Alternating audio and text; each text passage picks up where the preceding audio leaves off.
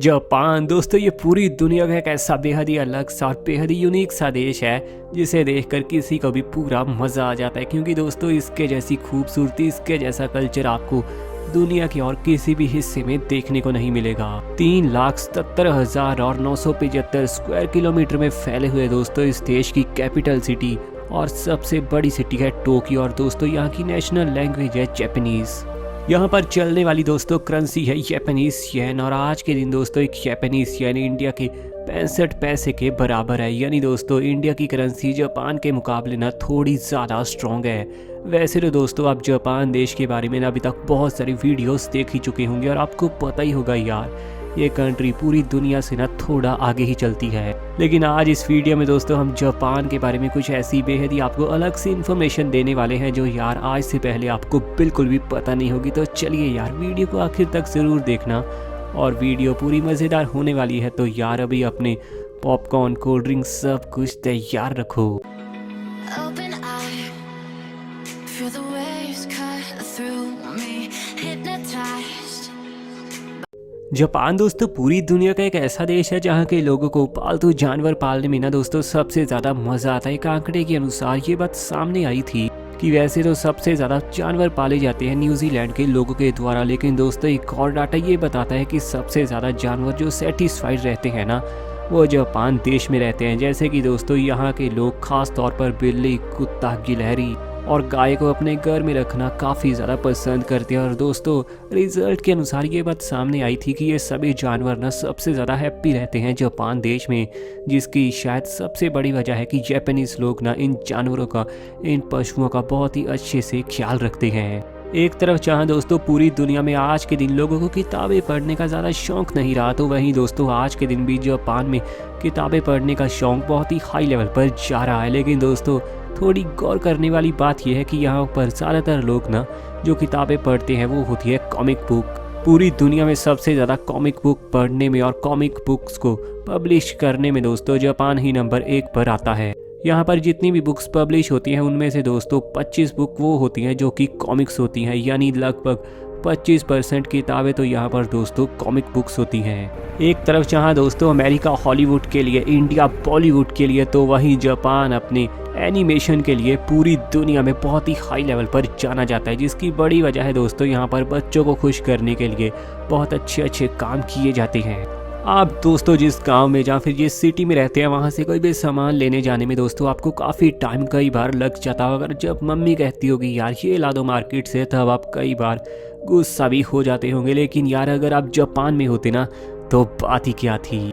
Japan पूरे देश में दोस्तों आज के दिन 87 लाख वेंडिंग मशीन्स लग चुकी हैं। पिछले साल तक दोस्तों ये आंकड़ा तकरीबन 55 लाख तक था, लेकिन देखिए दोस्तों 12 से 15 मंथ के अंदर ही इन्होंने 32 लाख और वेंडिंग मशीन्स फिट कर दी। यहाँ पर दोस्तों वेंडिंग मशीन्स का बिजनेस बहुत ही अच्छे तरीके से फल फूल रहा है। जापान की दोस्तों आपको हर एक गली में वेंडिंग मशीन देखने को मिल जाएगी। हर छोटी से छोटी गली में दोस्तों कुछ किलोमीटर की दूरी में ही आपको एक वेंडिंग मशीन देखने को मिलेगी, और कुछ दोस्तों फेमस जगहों पर तो कुछ किलोमीटर नहीं बल्कि कुछ मीटर्स की दूरी पर आपको वेंडिंग मशीन देखने को मिलेगी। दोस्तों इन वेंडिंग मशीन्स में से आप पानी, अंडे, सब्जी, इसके अलावा लड़कियों के नंबर और इसके अलावा दोस्तों कपड़े, सब कुछ, अम्ब्रेला और भी दोस्तों कई चीज़ें निकाल सकते हैं। और दोस्तों ये देश अपनी वेंडिंग मशीन्स के चलते ही ना पूरी दुनिया में यार बड़ा फेमस है। एक तरफ दोस्तों जहां इंडिया में काली बिल्ली को बेहद ही ज़्यादा अनलकी माना जाता है, तो वहीं दोस्तों जापान के कल्चर के हिसाब से ना काली बिल्ली बहुत ही ज़्यादा लकी होती है।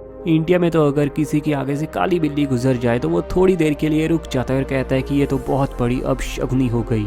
लेकिन जापानीज कल्चर दोस्तों ये कहता है कि अगर काली बिल्ली आपके रास्ते में आई है तो इसका यही मतलब है कि आज तो आपका काम बहुत ही बढ़िया तरीके से सक्सेसफुल जाने वाला है। एक बहुत बढ़िया दोस्तों वहाँ पर मिथ मानी जाती है जिसे लगभग सभी जापानीज लोग सच मानते हैं। वैसे तो जापानीज कल्चर में भी दोस्तों म्यूज़िक की एक बहुत बड़ी इम्पोर्टेंस मानी गई है। वहाँ दोस्तों डांस करना लोग काफ़ी ज़्यादा पसंद करते हैं, और स्पेशली दोस्तों अपनी कल्चरल थीम के ऊपर कल्चरल ड्रेस में जब वहाँ की लड़कियाँ डांस करती हैं तो यार बड़ी ही अट्रैक्टिव और बड़ी क्यूट लगती हैं। लेकिन जापान में दोस्तों अगर आप चाह रहे हैं और अगर आप वहाँ पर डांस करना चाहते हैं तो आपको मैं बता दूँ कि जापान में आप रात 12 बजे के बाद ना डांस बिल्कुल नहीं कर सकते। अगर जापान में दोस्तों कोई भी इंसान रात 12 बजे के बाद डांस करता हुआ पकड़ा जाए तो उसे पुलिस उसी समय अरेस्ट करेगी, क्योंकि दोस्तों यहाँ के कानून के अनुसार रात 12 बजे के बाद ना कोई भी नाच नहीं सकता। एक तरफ जहां दोस्तों जापान का पूरी दुनिया में नाम चलता है, इसका डंका बोलता है, इसकी डेवलपमेंट को दोस्तों पूरी दुनिया जानती है। अमेरिका से लेकर यूके तक, इंडिया से लेकर रशिया तक सभी जानते हैं कि यार जापान ना बहुत ही हाई लेवल तक डेवलप कर चुका है खुद को। लेकिन वहीं दोस्तों ये बात सुनकर आपको काफ़ी ज़्यादा हैरानी और शायद काफ़ी ज़्यादा आपको गम होगा कि पूरी दुनिया में सबसे ज़्यादा सुसाइड भी जापानीज लोग ही करते हैं, जिसकी दोस्तों सबसे बड़ी वजह होती है डिप्रेशन। वैसे तो जापानीज लोगों का IQ लेवल बहुत ही हाई होता है और ये दोस्तों बहुत ही इंटेलिजेंट भी होते हैं। साथ ही जापानीज लोगों को सबसे ज़्यादा हार्ड वर्किंग भी माना जाता है। लेकिन दोस्तों ज़्यादा काम करने के चलते ही इनके दिमाग में टेंशन इतनी बढ़ जाती है कि ये डिप्रेशन के चलते मरना ही प्रेफर करते हैं। तो इससे दोस्तों शायद हमें सीखना चाहिए कि ज़िंदगी में काम करने के साथ साथ ना ज़िंदगी को इंजॉय भी ज़रूर करना चाहिए, जो कि दोस्तों ये जापानीज लोग बेहद ही कम करते हैं। इंडिया में दोस्तों जितनी भी सड़कें बनाई जाती हैं सभी सड़कों को किसी ना किसी अलग नाम से जाना जाता है। जैसे कि दोस्तों दिल्ली की किसी सड़क को किसी और नाम से जाना जाएगा तो यूपी की किसी अलग सड़क को किसी और नाम से, तो वहीं चंडीगढ़ में बनी किसी भी रोड को अलग नेम से। लेकिन जापान में ऐसा बिल्कुल नहीं है। वहाँ पर दोस्तों जितनी भी सड़कें हैं ना उन्हें सेम ही तरीके से जाना जाता है, चाहे कोई सड़क टोक्यो की हो, ओसाका की हो, या फिर किसी और गांव की ही क्यों ना हो। किसी भी सड़क का दोस्तों कोई स्पेसिफिक नेम नहीं होता। ये थोड़ा थोड़ा दोस्तों वैसा ही सिस्टम है जैसा कि दुबई में है एड्रेस सिस्टम का ना होना। मैकडोनल्ड दोस्तों जापानीज के ऊपर कितना ज़्यादा मेहरबान है, शायद आपको ये जान करना काफ़ी ज़्यादा हैरानी हो सकती है। मैकडोनल्ड तो इंडिया में भी दोस्तों बहुत बड़े तरीके से फेमस है और लोग यहाँ ज़्यादा खाना कम पसंद करते हैं बल्कि दिखावा ज़्यादा करते हैं। लेकिन दोस्तों मैं आपकी जानकारी के लिए बता दूं, जापानीज लोग मैकडोनल्ड में खाना तो खा ही सकते हैं, लेकिन इसके अलावा जापान में जिन लोगों के पास घर नहीं है वो मैकडोनल्ड में जाकर रह भी सकते हैं। क्रिसमस सेलिब्रेट करना तो दोस्तों हर देश के लोगों को ना बेहद ही ज़्यादा पसंद होता है। शायद यार आप सोचते होंगे कि क्रिसमस का सबसे बड़ा celebration America, Canada, UK, Australia या फिर न्यूजीलैंड जैसे देशों में होता होगा, लेकिन यार शायद आपको ना ये फैक्ट पता ही नहीं होगा कि जापान में क्रिसमस का किस लेवल का क्रेज होता है। एक आंकड़े के अनुसार ये बात सामने आई है कि क्रिसमस वाले दिन यहाँ के तकरीबन 73% लोग KFC में जाकर खाना खाना पसंद करते हैं। दोस्तों ये एक बहुत बड़ा आंकड़ा है कि हर 100 में से 73 लोग KFC में खाना खाने जाते हैं ताकि वो क्रिसमस को सेलिब्रेट कर पाएँ। और दोस्तों अमेरिका, कनाडा तो इस मामले में बेहद ही पीछे छूट जाते हैं जापान से। वैसे तो दोस्तों जापानीज लोग ना यार अपनी मेहमान नवाजी के लिए बड़े फेमस है, लेकिन इसके अलावा यहाँ पर दोस्तों कुछ खास तरीके के रूल भी बनाए गए हैं। जैसे कि दोस्तों इंडिया में आपने देखा होगा मैरिज पर किसी को भी इन्वाइट किया जाता है और दोस्तों जो उसको इन्वाइट किया जाता है वो अपने साथ अपने दोस्तों को लेकर आता है और मैरिज में आकर पूरा इंजॉय करता है। लेकिन जापान में ना दोस्तों मैरिज के लिए बहुत ही अलग से तरीके से इनवाइट किया जाता है। जैसे दोस्तों यहाँ पर अगर किसी की मैरिज है और उसको अपने रिलेटिव्स या फ्रेंड्स को इनवाइट करना है तो दोस्तों उनसे वो पहले पूछता है कि क्या वो पक्का मेरी मैरिज पर आएंगे या फिर नहीं। अगर दोस्तों किसी को मैरिज पर बुलाया जाए और वो मैरिज वाले दिन दोस्तों ना आए तब ये बहुत बड़ी वहाँ पर डिसरिस्पेक्ट मानी जाती है। इसके साथ ही दोस्तों मैरिज का सबसे पहले इसलिए भी पूछ लिया जाता है कि आप आएंगे या फिर नहीं, ताकि दोस्तों उतने ही टेबल तैयार करवाए जा सके।